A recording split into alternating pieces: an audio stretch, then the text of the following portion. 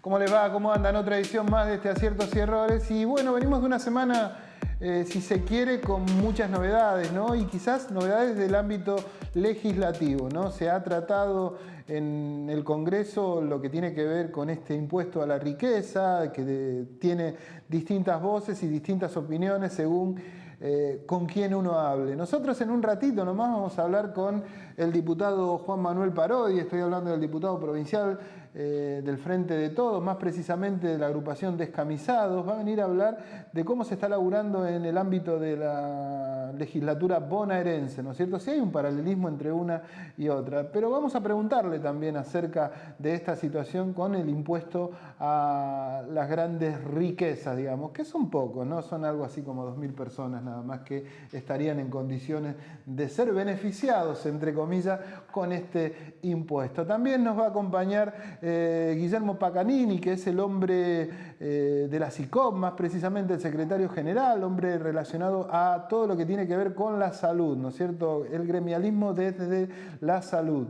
¿Por qué? Porque están en crisis todo lo que tiene que ver con la salud, fuera de estas últimas novedades que también vamos a hablar, ¿no? Pero lo concreto es que todos los agentes de salud están pasando un momento bastante crítico en cuanto a lo salarial, digamos, ¿no? Y el ámbito de los gobiernos tanto nacional y provinciales no tienen las mejores respuestas hacia este sector. Evidentemente también hay como una especie de situación de puja que se dio a partir de la movilización que han tenido las fuerzas de seguridad del ámbito de la provincia de seguridad. ¿Se acuerdan esas movilizaciones y marchas que llevaron a buen puerto porque se los recompuso salarialmente?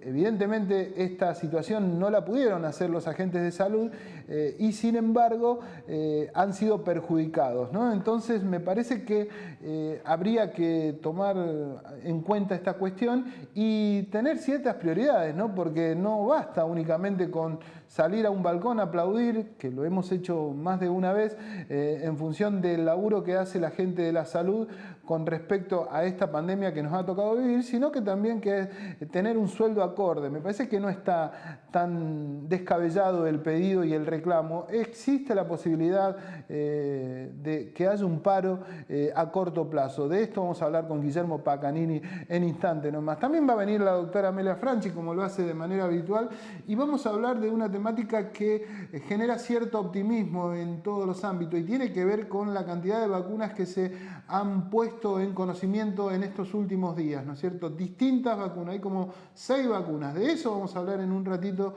con Amelia Franchi. Pero vamos a dar comienzo al programa del día de hoy y estuvimos en el ámbito de San Martín, de General San Martín. ¿Por qué? Porque vino a reunirse con empresarios de pymes el actual secretario de Industria de la Nación, estoy hablando de Ariel Schall, en donde se llevó distintas inquietudes en una mesa, como ustedes pueden ver ahí, con varios empresarios del lugar, y también fue acompañado por el propio intendente de San Martín, estoy hablando de Fernando Moreira, pero se llevó muchas inquietudes porque estamos en presencia de una situación, si se quiere, compleja para el empresariado, porque se le está dificultando todo lo que tiene que ver con conseguir materia prima para poner en funcionamiento sus empresas, se le está complicando también todo lo que tiene que ver con la importación de algunas cuestiones que se tienen que ver con el trabajo cotidiano de esas empresas, no necesariamente para venta de productos, que es lo que uno está habituado con esto de las importaciones. Y estoy hablando de materia prima, insumos inclusive, que son más que necesarios en función de la actividad tanto industrial o de cualquier índole que tengan las pymes, ¿no es cierto? También le plantearon que hay como una especie de, si se quiere, monopolio de algunas grandes empresas en cuestiones que manifiestan esta situación con los precios, ¿no? O sea que esas empresas pueden regular todo lo que tiene que ver con precios y están, si se quiere, las pymes en un sector de desventaja comparativamente. Pero bueno, de esto hablamos con Ariel Schall y nos decía lo siguiente.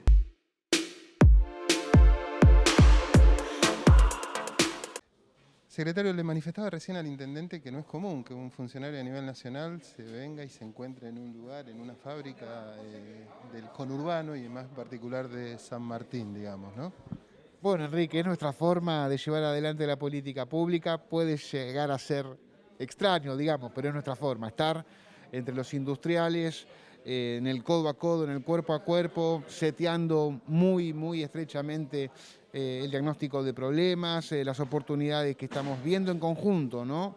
Funcionarios, es un mandato muy claro de nuestro presidente de la Nación, de Alberto Fernández, y un mandato muy claro de nuestro ministro de Desarrollo Productivo, Matías Culfas, de llevar adelante una política industrial permanentemente seteada con nuestro universo de beneficiarios, que son nuestros industriales y fundamentalmente nuestros industriales pymes, ¿no? El corazón de todo este resurgimiento de esta Argentina generadora de empleo, de valor agregado, de inversión. Estamos notando ya muy firmes signos de recuperación a partir del mes de agosto de los niveles de actividad, y eso empieza a replicarse en el mercado de trabajo, en el empleo, en la inversión, en las necesidades de inversión de nuestras pymes, y también en la aparición de problemas del crecimiento, ¿no? De problemas en la tensión de oferta y demanda, de la necesidad de disponibilidad de insumos. Bueno, una agenda distinta, también de problemas, pero problemas distintos y mejores a los que teníamos años atrás. De la reunión se lleva una serie de inquietudes. Yo mientras escuchaba vi que los distintos empresarios le manifestaban acerca del dólar, le manifestaban acerca del empleo, inclusive acerca de las DEJAI, y inclusive hasta de algunas empresas que son, si se quiere, reguladoras de precio. ¿Es algo que es común, digamos, ustedes lo resienten también de esa manera, como una inquietud? Sí, la verdad que lo que se nos presentó fue un set de diagnósticos muy compartidos con nuestro propio diagnóstico de la política pública. Argentina tiene en su capítulo industrial un desafío enorme, que es enfrentar y desgranar una agenda de no competitividad sistémica, y esto es enfrentar aquellos factores que hacen que lo que bien hacen nuestros industriales adentro de las plantas industriales llegue a precio competitivo a los mercados de destino, y allí hay un capítulo fiscal, un capítulo de tarifas de energía eléctrica, un capítulo de vinculación y articulación entre el sistema financiero y el sistema productivo, un capítulo de infraestructura, en fin. Una serie de factores que tenemos que alcanzar y son corazón de nuestra política industrial para, bueno, de una vez por todas poner a la Argentina en ese sendero de desarrollo económico y social que dé solución a los problemas más importantes que tiene la Argentina, ¿no? Que hoy son claramente superar y enfrentar el flagelo de la desocupación y la pobreza, y que esos flagelos los vamos a encarar generando empleo, generando trabajo, defendiendo al trabajo argentino y a la producción nacional. Por último, usted manifestaba que es la industria nacional y en particular la industrial la que va a ser parte de este modelo, o al menos lo que ustedes quieren como modelo de país hacia futuro. Sí, recién te decía, efectivamente, entender que tenemos el desafío enorme generacional, digamos, de darle solución a estos problemas tan estructurales de nuestra sociedad, como es el problema de la pobreza y del desempleo, y entender muy claramente en nuestros valores y en nuestra convicción que esos dos problemas se solucionan defendiendo y reconstituyendo todo el entramado productivo nacional en un círculo virtuoso de trabajo, de producción, de consumo, de inversión, que nos permita esto, ¿no? Darle a cada argentino un trabajo sobre el cual integrarse en un mercado de trabajo, que nos permita una sociedad más justa, que disminuyan los actuales niveles de desigualdad. Lo que está en juego en Argentina es eso, y por eso la política industrial y nuestros industriales tienen tanto que aportar en este proceso. Ha sido un año complejo por el tema de la pandemia. ¿Son más optimistas hacia futuro, digamos, con este panorama que usted planteaba recién también? La pandemia vino a superponer una crisis sobre otra crisis, porque nuestros industriales soportaron una nueva crisis de desindustrialización, la del gobierno anterior, y sobre esos problemas la crisis pandémica vino a agudizar muchos de ellos, problemas de financiamiento, de achicamiento del mercado, de consumo de nuestra población. La pandemia nos puso, obviamente, un objetivo central, casi obturó y eclipsó buena parte de la agenda de gobierno, porque entramos a la pandemia con dos objetivos fundamentales: defender la vida de los argentinos, defender también la vida de nuestro entramado productivo nacional. Estamos en un esquema, todavía no salimos, estamos en un esquema de resolución, porque pareciera ser que la vacuna efectivamente está próxima y esto nos despliega, sí, un nuevo aire. Nos imaginamos una Argentina fuera del entorno pandémico, una Argentina ya desplegada con todas sus capacidades, sus fuerzas productivas, generando producción, agregando valor a ese triángulo del desarrollo, ¿no? Agregar valor a nuestros recursos naturales, todo vinculado sobre nuestro denso sistema científico-tecnológico, incorporando conocimientos, en fin, todo lo que los argentinos podemos dar cuando estamos bien orientados con las energías encausadas y con los sistemas de incentivo tan claramente puestos, ¿no? El mercado interno, Argentina, definitivamente la que vamos a vivir, la que queremos construir, es Argentina donde el esfuerzo y el trabajo sean los motores de nuestro progreso, ¿no? Intendente, esta iniciativa de reunir a industriales, a gente, empresarios de pyme, con funcionarios a nivel nacional, la verdad que más allá de las críticas que se lleva el funcionario, es una buena iniciativa en sí, ¿no? No, sí, nos parece muy importante que haya un funcionario como Ariel Yale, que es el secretario de Industria de la Nación, que hoy esté acá en San Martín, en una pyme de San Martín, conversando con empresarios pymes. Que no se llevó críticas, sino es que los empresarios le cuentan sus problemas, le cuentan sus necesidades y sus propuestas, y eso vino a buscar, porque eso también alimenta y ayuda a construir la política pública. Y además, obviamente, entendiendo que este es un gobierno que tiene claramente una política industrial favorable a la producción local, a la producción nacional, a la pyme, que entonces se encuentre con los industriales pyme es absolutamente virtuoso. Creo que fue una excelente reunión, que todos se van muy, muy contentos y por supuesto vamos a continuar en este camino.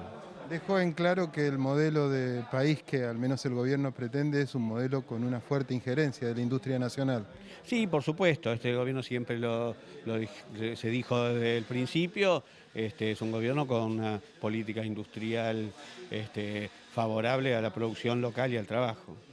Este año ha sido muy particular, digamos, por el tema de la pandemia. ¿Qué reflexión tenés vos como intendente acerca de esta temática que tiene que ver con las pymes a nivel local?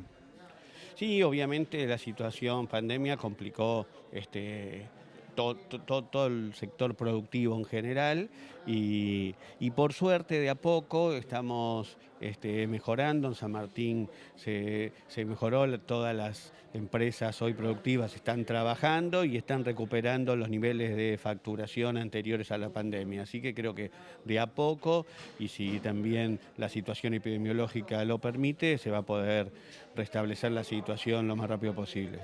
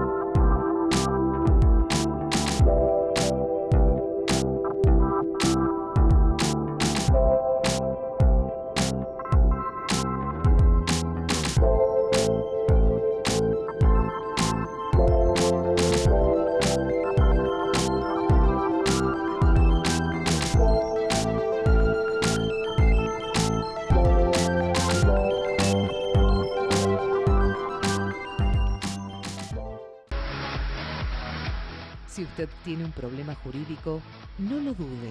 Consulte a un abogado matriculado. Se lo aconseja el Colegio de Abogados de San Martín. Llame al 4754-2139, Avenida Ricardo Balbín, 1750 San Martín.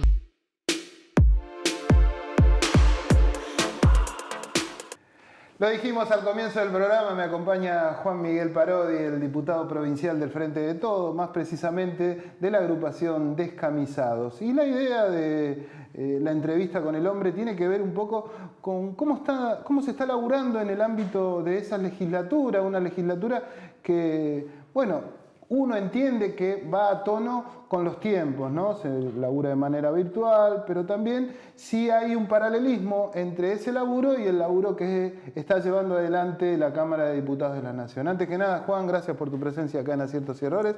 Y bueno, la idea era un poco eso, que nos cuentes cómo han venido laburando a lo largo de este año, que era tu primera experiencia en todo esto y en definitiva... y en particular en este año que ha sido de pandemia, ¿no? Bueno, muchas gracias por la invitación.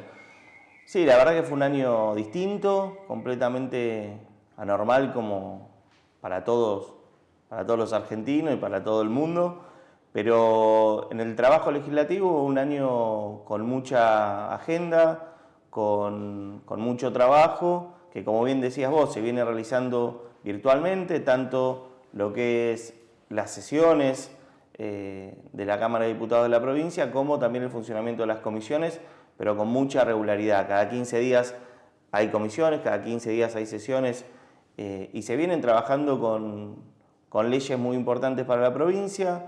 Una de las más importantes que se votó este año fue la Ley de Asociaciones Civiles, que es un proyecto que presentó el jefe de bloque, Facundo Tignanelli, que le permite a las instituciones de la comunidad, clubes, mutuales, ONGs, poder regularizar su situación administrativa, poder a partir de eso recibir ayudas del Estado. Cuando decís regularizar, también hablas de lo tributario y todo lo demás, digamos, o sea, implica no solo administrativo, sino todo el ámbito, porque entiendo yo que deben ser situaciones o entidades que han caído en una situación compleja, ¿no? Sí, la situación más compleja no es en relación a lo tributario generalmente, porque muchas de esas instituciones están exentas de determinados gravámenes, sino que tiene que ver con que tenían y tienen todavía, y se está resolviendo, moratorias con los papeles, con los aranceles que tienen que pagar en la Dirección de Personas Jurídicas de la provincia. ¿Cómo se llegó a esta situación? Cuando surge la pandemia, se intentan implementar políticas de ayuda en términos económicos para los clubes de barrio, fundamentalmente. Y el diagnóstico que se encuentran es que la mayoría de esas instituciones no tenían los papeles en regla para poder recibir esas ayudas económicas. Por eso se planteó esta ley que considera a las instituciones de bien público como actores esenciales y permite que haya una moratoria de la documentación que tienen que presentar y facilidades para poder presentar esa documentación. Hablaba también de cierto laburo en paralelo que tiene que ver con el Congreso de la Nación, digo, porque quizás lo que al ciudadano común lo que más le llega es esa información del laburo que se hace dentro o el trabajo que se hace dentro del Congreso de la Nación. Este año ha sido, insisto, muy particular en función de la forma de trabajo, pero también hay temas que se han tratado que han sido de una relevancia, si se quiere, importante, ¿no? El tema del presupuesto se ha aprobado en este último tiempo. Ustedes calculo que también están trabajando en el tema del presupuesto ya para el año que viene. Sí, ya se presentó el presupuesto del 2021, se está discutiendo en la Comisión de Presupuesto. Es un presupuesto que fundamentalmente modifica la lógica económica que tuvo el gobierno de Vidal. ¿En qué modifica esa lógica? Fundamentalmente lo que plantea es destinar mayor parte de los recursos a bienes de capital y a obras para la provincia y achicar mucho lo que son los servicios de la deuda. Es un presupuesto que tiende a equilibrar económicamente la finanza de la provincia y achicar el porcentaje de lo que se venía gastando en deudas. Pagando, digamos, o sea, eso era para que se entienda, el Pagando presupuesto anterior, digamos, estaba destinado en gran parte a pago de deuda, digamos. Y a toma de deuda. Y a toma de deuda. Entonces lo que se planteó es modificar esa estructura. Obviamente no se puede resolver de manera drástica porque es una deuda que se contrajo y que la provincia está haciendo las gestiones para saldarla, pero paulatinamente lo que plantea el presupuesto es ir cada vez tomando menos deuda y pagando menos servicio de esa deuda y tratando de que la mayor parte de la inversión esté orientada a obras estructurales que tengan que ver con la reconstrucción de una provincia que para poder pagar esas deudas que tomó necesita generar más recursos. Y para generar más recursos, el planteo que hace el gobierno es que necesitamos hoy invertir en obras que nos permitan generar mayor desarrollo productivo. Una de ellas, por ejemplo, como un ejemplo de lo que impacta en la región o en la primera sección electoral por la que yo fui elegido, es la Ruta 6, que une Campana con La Plata y que se va a remodelar completamente con el objetivo de que sea una herramienta para el desarrollo productivo. Un poco el desafío del gobierno de Kicillof y que este año no se pudo llevar a la práctica por la pandemia y lo que generó en términos sanitarios, es poner a la provincia de Buenos Aires en un sendero de crecimiento, en un sendero de producción que nos permita modificar las condiciones que venimos llevando. En torno a ese presupuesto, digamos, en lo que tiene que ver con Nación, se habló mucho de la quita o de que no está contemplado hacia el año que viene el IFE y el ATP, digamos, que se ha dado de manera extraordinaria este año, que obviamente va destinado a sectores con necesidades, en particular lo que tiene que ver con el IFE. ¿Hay algo similar que haya sucedido en la provincia? ¿Ustedes dieron partidas especiales por este momento, digamos, durante esta pandemia?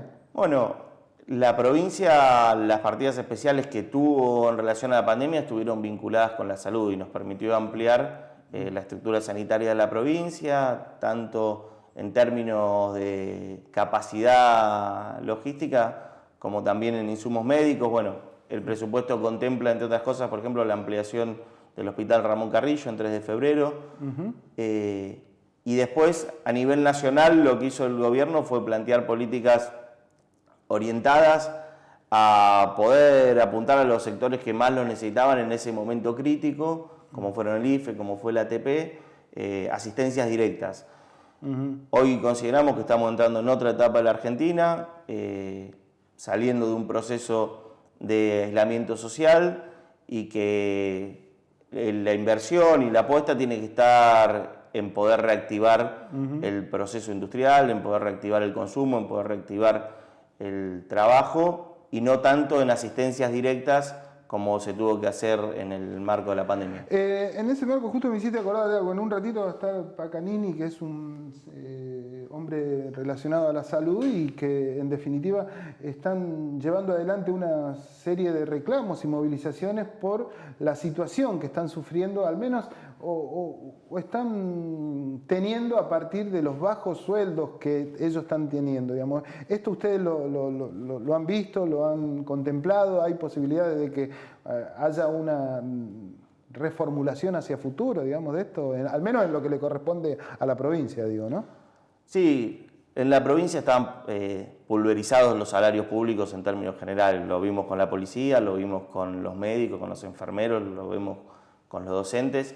Y lo que fue haciendo el gobierno provincial fue generando mesas paritarias con cada uno de los sectores y a partir de eso se fueron recomponiendo los salarios. Entiendo que el sector de la salud aún está en ese proceso de discusión y que obviamente el objetivo es mejorar sus ingresos, mejorar su salario en función de las posibilidades que tiene la provincia, que fue una provincia que encontramos profundamente endeudada, con un déficit estructural de muchos años, pero que en el último tiempo se sumó el peso de la deuda y fundamentalmente una deuda en dólares que la provincia no tenía tanto peso en deuda en dólares.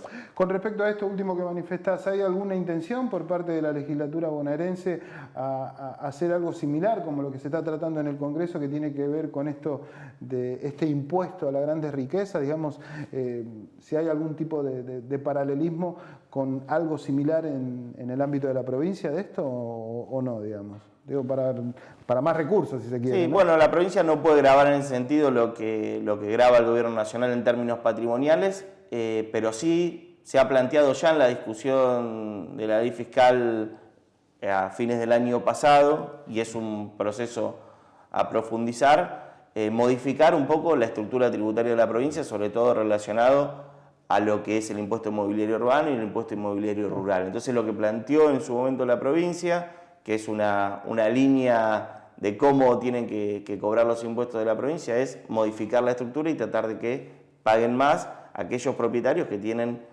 mayores bienes y que sus bienes son de una mayor extensión. Claro, porque esto, a ver si se podría explicar un poquito, porque en realidad todo lo que tiene que ver con esto que se está discutiendo tanto, que tiene que ver con este impuesto particular, está basado en el valor fiscal, digamos, que es mucho menor al valor real, digamos, ¿no es cierto? Entonces, eso en consecuencia beneficia más aún a aquellos que se le está pidiendo un aporte, ¿no es cierto? Bueno, hemos visto la posición de Juntos por el Cambio a nivel nacional, una posición en defensa de esos sectores que han ganado su dinero legítimamente y está perfecto, pero también entendemos que en este momento de la Argentina, que solo 9.000 personas físicas que tengan que hacer un aporte extraordinario a su patrimonio no les va a modificar su vida cotidiana, no van a tener ni que tomar el colectivo ni que hacer ningún ajuste en sus gastos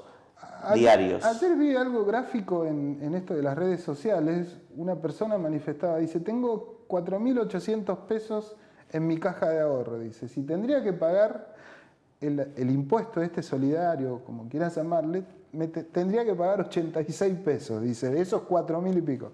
O sea, no le modifica mucho si tenés 4.000 y te sacan 80 pesos. Digo, calculo que a un tipo que tiene 200 millones, que pague, no sé, 2 millones, 1 millón, no es mucho tampoco. Me parece que otro tema importante en este aporte solidario es que está claro cuáles son los objetivos de ese dinero, porque muchas veces lo que se cuestiona, bueno, es incrementar el gasto público. Bueno, en este caso se sabe, una parte se va a usar un 20% para insumos médicos, otra parte se va a usar para exploración de gas y petróleo, que va a ser un aspecto muy positivo para nuestro país. Otra parte se va a plantear para el programa Progresar, porque los jóvenes entre 18 y 29 años son los que más están sufriendo en materia de empleo esta situación.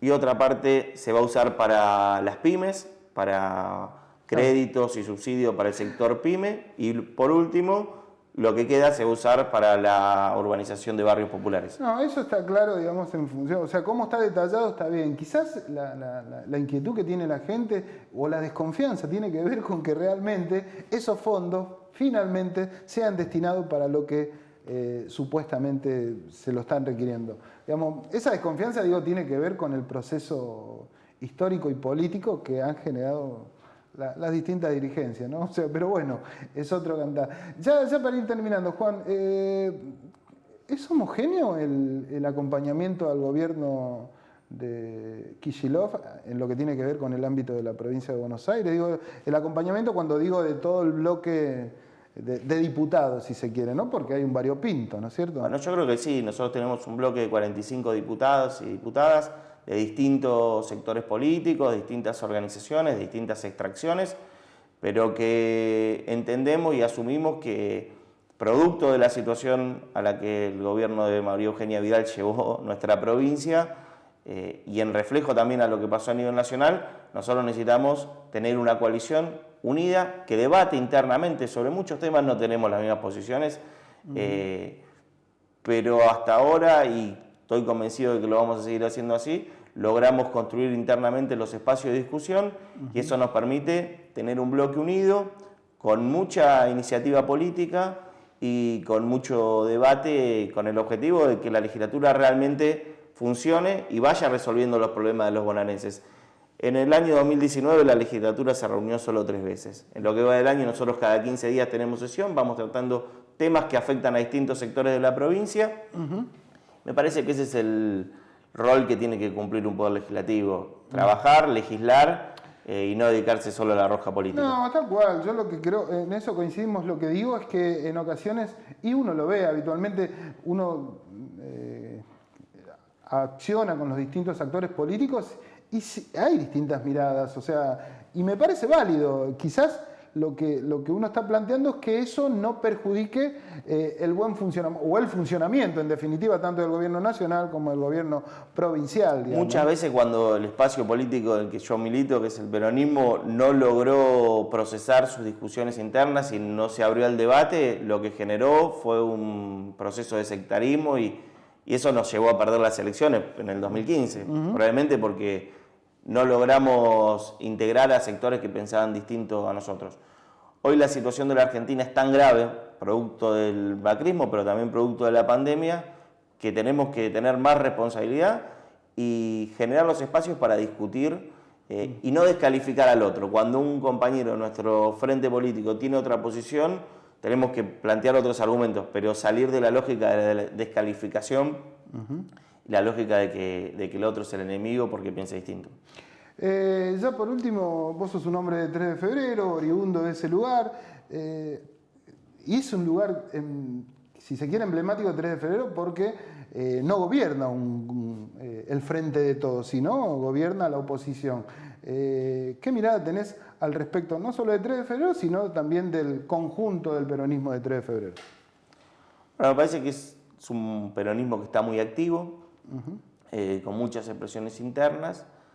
Hace no mucho participé de una actividad dentro del PJ a nivel virtual, como se puede hacer ahora, donde participaron todas las listas que fueron a la interna. Participó Rubén Torres, participó Argüello, participó Juan de Bandi, y me parece que el desafío del peronismo de 3 de febrero es generar esos espacios de discusión política, pero también poder hablarle a la parte de la sociedad de 3 de febrero que nos la acompañó y que hizo que el intendente de Valenzuela vuelva a ser electo como intendente, con una gestión que hoy está más marcada por el marketing político que por resolver problemas concretos de los vecinos de 3 de febrero. Me parece que un momento como el que estamos pasando necesita dirigentes políticos que estén más preocupados en resolver el problema que en mostrar cómo lo quieren resolver. Y ese me parece que es el desafío que tiene el peronismo de 3 de febrero. No solo hablarle a los propios, sino lograr convencer a aquellos vecinos que no confiaron en nuestra propuesta y que... ¿Crees que esta dispersión que por ahí, o al menos esta situación que genera el peronismo, posibilita, digamos, o beneficia notoriamente al gobierno de Diego Valenzuela? Siempre la unidad es un factor clave, pero también necesitamos tener una propuesta superadora, ¿no? No es solo una cuestión entre dirigentes, me parece que nosotros tuvimos una elección muy importante. Juan de Bandi, que era nuestro candidato y que representa la parte más importante o mayoritaria del peronismo de 3 de febrero, logró una gran cantidad de votos, y el desafío del peronismo está en ir a buscar los votos que nos faltan, en ir a convencer a esos vecinos y mostrarle una propuesta superadora. Hay una expresión también que hablábamos afuera que tiene que ver con esto de la mesa peronista, que es otro parece, sector del peronismo, o está dentro también de esto que vos planteás.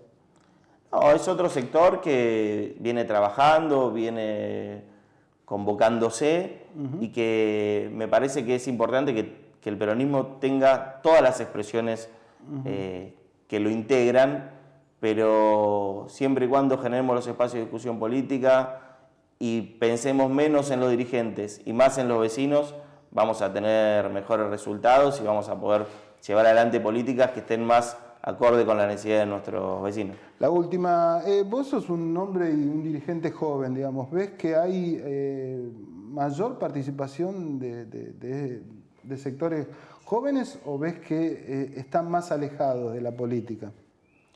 Yo creo que es un proceso que se inició fuerte en el año 2010, 2011, de participación de la juventud, y que se viene consolidando. Y lo que veo es que esos jóvenes también van tomando mayores niveles de responsabilidad política. Así como hay jóvenes que se suman a la política, hay jóvenes que ya llevan una cantidad de años militando y que van asumiendo mayores niveles de responsabilidad. Hablábamos de la Cámara de Diputados, el presidente de la Cámara de Diputados es un joven de 35 años, el jefe de mi bloque, Facundo Tignanelli, también es un joven de 33 años. Me parece que hay una generación que se sumó a la política y que hoy va tomando mayores niveles de responsabilidad, mayores niveles de protagonismo, y que eso es bueno para la política porque permite incorporar nuevas miradas y nuevas perspectivas. Juan, te agradezco mucho tu presencia acá. Muchas gracias a vos. 100%, siempre muy amable vos.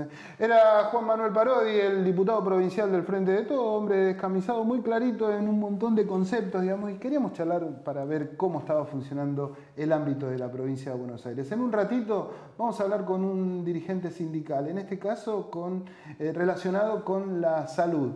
Iba a venir obviamente nuestra columnista de lujo, la doctora Amelia Franchi.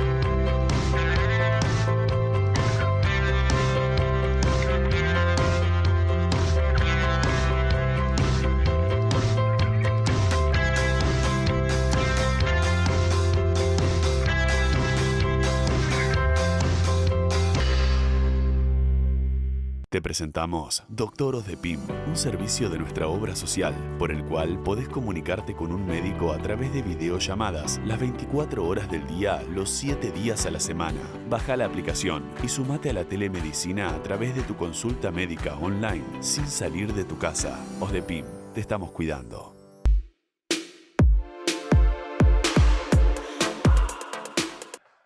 Lo dicho, al final del otro bloque me acompaña la doctora Amelia Franchi y lo tenemos vía Zoom a Guillermo Pacanini, que es el secretario general de la SICOP, y recién manifestaba el propio Parodi acerca de la situación crítica con la cual ellos manifiestan en la provincia de Buenos Aires han recibido con respecto a los sueldos, tanto de lo que tiene que ver con el ámbito de la seguridad, con el ámbito de la salud, pero lo que nos compete en este caso tiene que ver con la salud.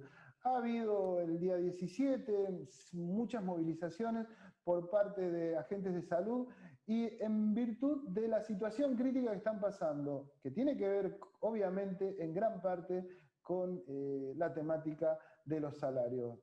Lo dicho, Guillermo, gracias por tu presencia aquí en Aciertos y Errores. ¿Qué tenés para ¿Qué tal, decir? Quique? ¿Qué tenés ¿Cómo para te decir? va? Un saludo para vos y para los televidentes. ¿Cómo estás, Guillermo? Tanto tiempo. ¿Qué tal, Amelia? ¿Cómo andás? Bien, bien, Un gusto estar en el programa. Bueno, la idea era un poco que nos cuentes esta situación que ustedes están atravesando en este momento, que, bueno, que por hablar de la vacuna, por hablar de cuestiones que obviamente tienen relevancia en el ámbito de la salud, por hablar mucho de COVID, es como que dejamos en segundo plano algo que es más que importante y tiene que ver con lo salarial de ustedes, entre otras cosas, ¿no? Sí, bueno, uno considerar lo salarial fuera de ese marco que vos decís de la crisis y de la pandemia, tampoco. Es decir, cobra mayor importancia en este momento porque vos sabés que siempre lo salarial tiene dos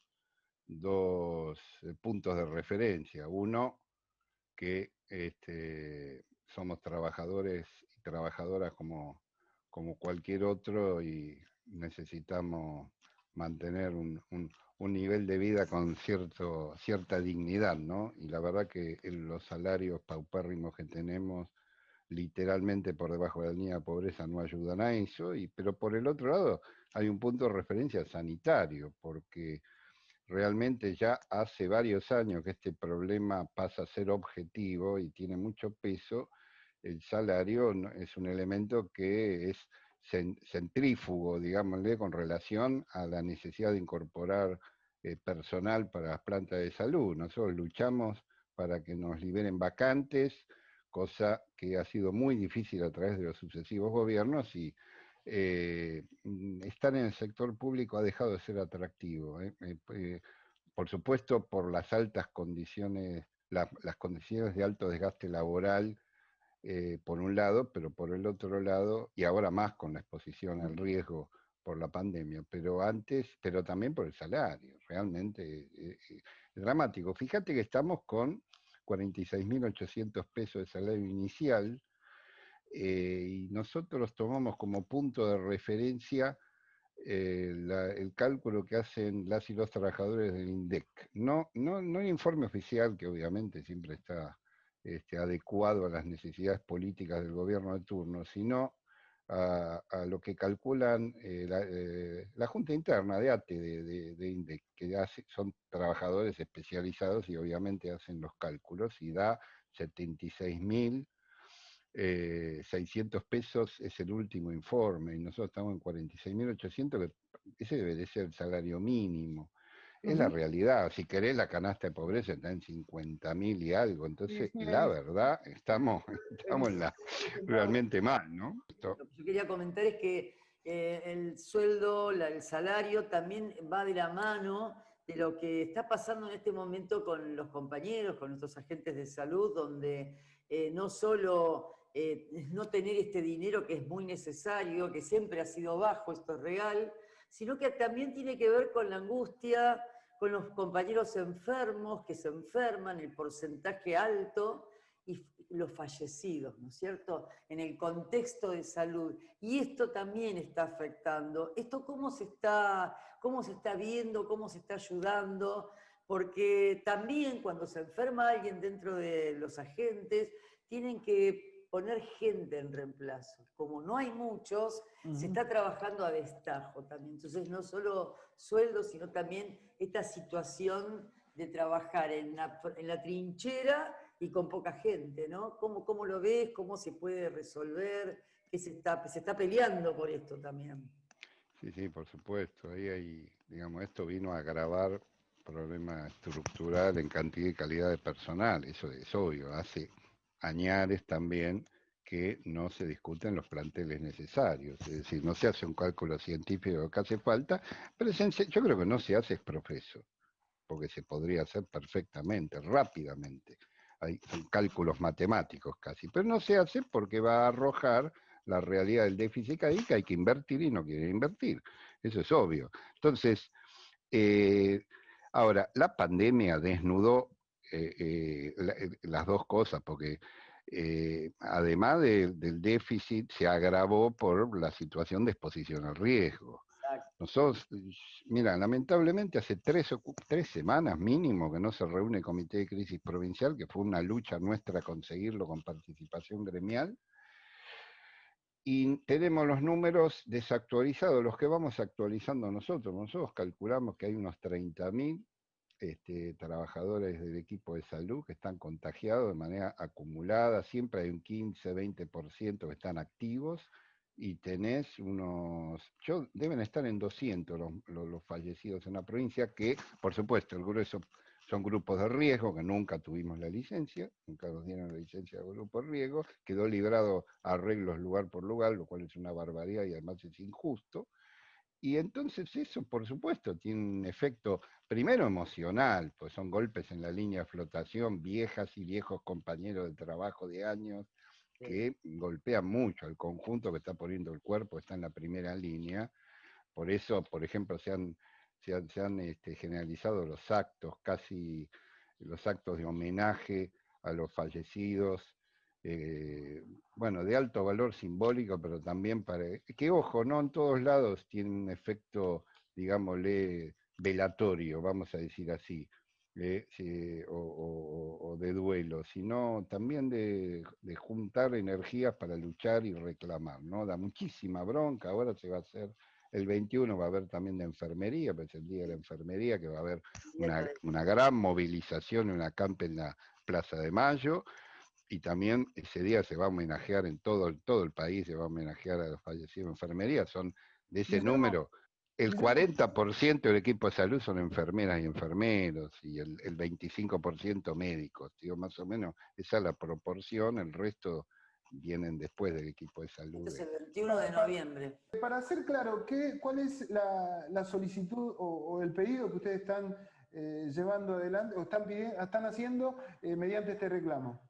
Mira, en primer lugar, en salario, nosotros queremos ir a la cifra esta que marcan las y los trabajadores del INDEC. Ese es nuestro punto de referencia. Entonces, por supuesto, en las negociaciones sucesivas, por ahora lo venimos subiendo de 46.000 más o menos a 51.000 el salario de ingreso. Estamos lejos todavía, pero bueno, yo creo que la semana que viene es altamente probable que ya vayamos a un paro de actividades. Creo que la paciencia se terminó. Venimos haciendo movilizaciones, jornadas de lucha. Sí.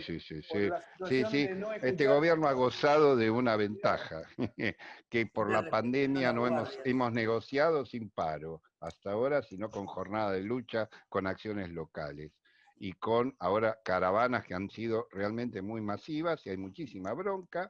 Entonces, si no nos reconvocan a paritaria, primer problema, salario. Segundo, queremos las licencias. No solo licencia de grupo riesgo, sino las licencias regulares. Es decir, es tremendo.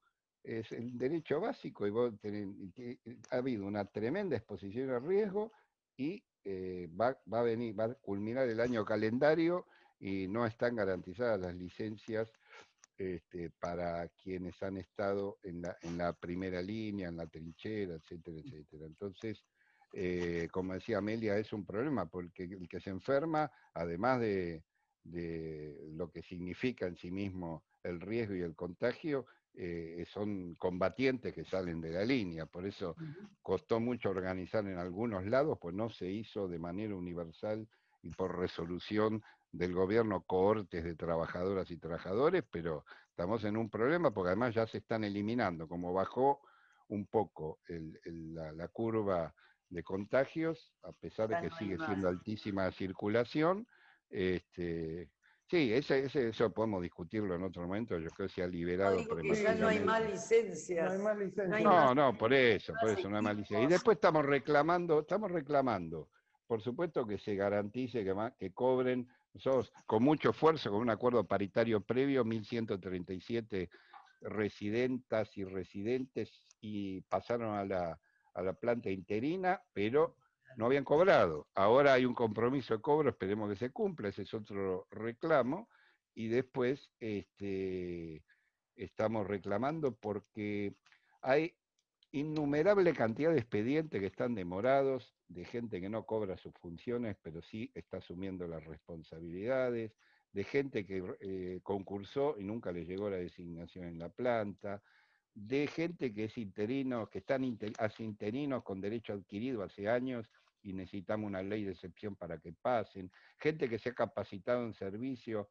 sobre todo enfermería, que son licenciadas y licenciados en enfermería, y están en la ley, en el escalafón general del empleo público, cobran 30, 40% menos de salario, tienen otras condiciones laborales, menos vacaciones y deberían estar en la carrera profesional. Bueno, todos esos reclamos son parte del pliego que estamos discutiendo en la paritaria.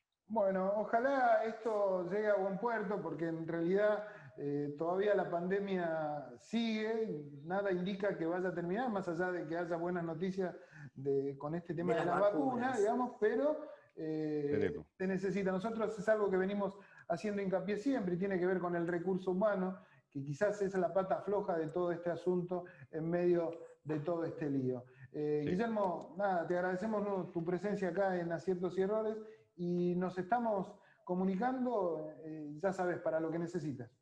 Un abrazo. Gracias a ustedes, Amelia, gracias Quique, y nos vemos la próxima. Gracias. Dale. Era Guillermo Paganini, el hombre de la CICOP, secretario general, más que claro en función de toda esta situación que se está generando, no solo en el ámbito salarial, sino con el ámbito de la salud, que es más que importante por estos días, ¿no? O sea, la verdad que tendría que ser prioridad, más allá de todas las discusiones que se están dando y se están llevando adelante por estos días, que tiene que ver con el tema del aborto, que tiene que ver con el tema de la ¿Qué riqueza. temas, no? Mirá vos todos los temas que uno no tiene el tiempo de poder hablarlo, como lo del aborto, como lo del el cannabis. El cannabis, el uso del tratamiento. cannabis. Y el de las vacunas, que hoy, en estos días, se planteó que la vacuna de AstraZeneca se está viendo en la fase 2. Ustedes recuerdan que la fase 2 es aquella que en poca gente se evalúa la primera parte. Ya está terminado el estudio de fase 2, y lo que da una gran respuesta a las personas mayores. Esto es re importante. También la China. Sí, fue 99% efectiva en personas mayores de 65 años. Esta es una noticia fantástica, porque como están en fase 3, la fase 3 tiene que ver con que entran muchas personas al trabajo, al protocolo de atención. Es probable que cuando ya termine la fase 3 y nos dé este porcentaje de efectividad y que no hay eventos adversos serios en las personas mayores, van a ser los primeros, los vulnerables, mayores de edad, los agentes de salud, en vacunarse. ¿Por qué? Porque no solo está que se compre la vacuna, también está en qué justicia se va a implementar. Claro, para que a quién se la vas a dar. ¿A quién se la vas a dar? Exactamente. No, y aparte, ya el propio presidente puso algunas cuestiones en claro y que tiene que ver con el tiempo, ¿no es cierto? Estamos hablando de que no va a ser hasta antes de enero toda esta cuestión, digamos. Hay fe que algunas van a llegar a fines de diciembre. Antes, digamos, pero también... Bueno, todo indica que la rusa estaría en diciembre. Acá gracias por lo que me pasaste, ¿no? Sí, las vacunas que están en esta situación de discusión, si se quiere, o de esta situación que genera optimismo hacia adelante, son la de Oxford, de AstraZeneca, la Sputnik. A favor que tiene la parte, porque tenés que pensar cómo implementarlo en el país. Es el frío.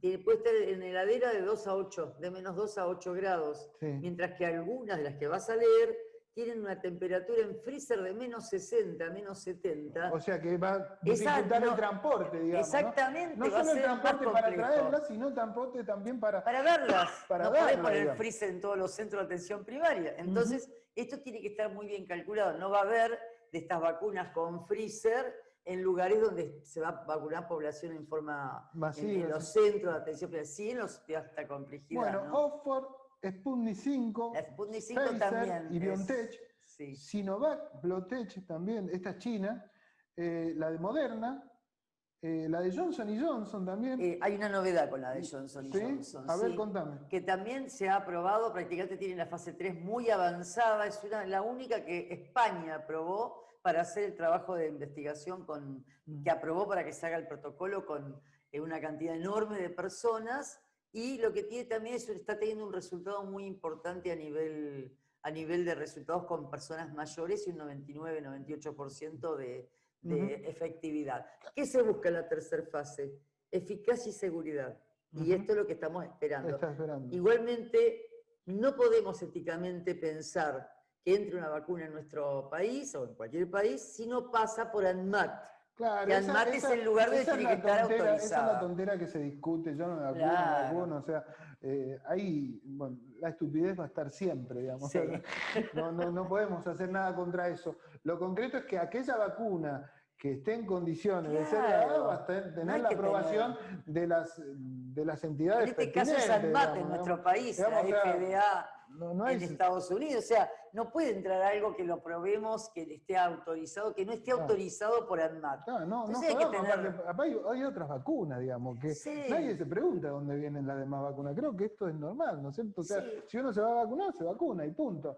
Más allá de que alguno pueda tener algún tipo de situación personal y, qué sé yo, milite la no vacunación. Eso es otra historia. Ahora, aquellos tontos que dicen que no se van a vacunar porque una vacuna es de tal lado, de tal, bueno, son tontos nada más. Digamos. Hay puntos en los que no son los antivacunas. Hay personas que no son antivacunas y sin embargo están planteando el no querer vacunarse. ¿Por qué? Porque plantean que no está hecha la fase, cosa que si no está hecha la fase no se va a poder aprobar, y si no se aprueba no se va a poder dar. O algunos escuchas de que tienen ARN o tienen ADN. Esta situación quiere decir que hay plataformas que se hacen la vacuna muy conocidas, como la de AstraZeneca o la rusa, que es por adenovirus. Y hay otras por ARN, como es la de Pfizer. Estas son más nuevas, son plataformas más nuevas que no tienen tanta experiencia como las anteriores. Todo eso lo tiene que poner en marcha y arriba de la mesa los epidemiólogos que están en esto, los que tienen gran capacitación en vacunas, y saber que no se va a probar si realmente produce algún efecto. Eso sí, no nos vamos a conformar, no nos vamos a cambiar de... Como hay algunos chistes, ¿no? En la cabeza, ¿no? Y nosotros lo que tenemos que hacer es vacunarnos, calculo, o sea, aquel que quiera, digamos, y... No sé si creo que va a ser obligatorio, ¿no?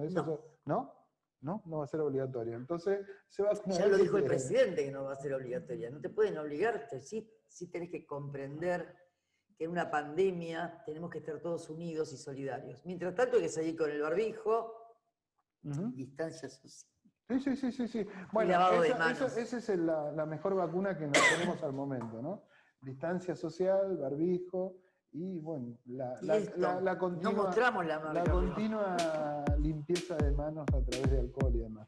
Doctora, gracias. Ya hablaremos de otras cuestiones que ya tiraste sobre la mesa, aborto, todo lo que tiene que ver con cannabis, que van a ser en estos días muy relevantes, digamos, van a hablarlo toda la gente. Gracias por vernos. Nosotros nos encontramos la semana que viene, espero, como siempre digo, que haya servido de algo.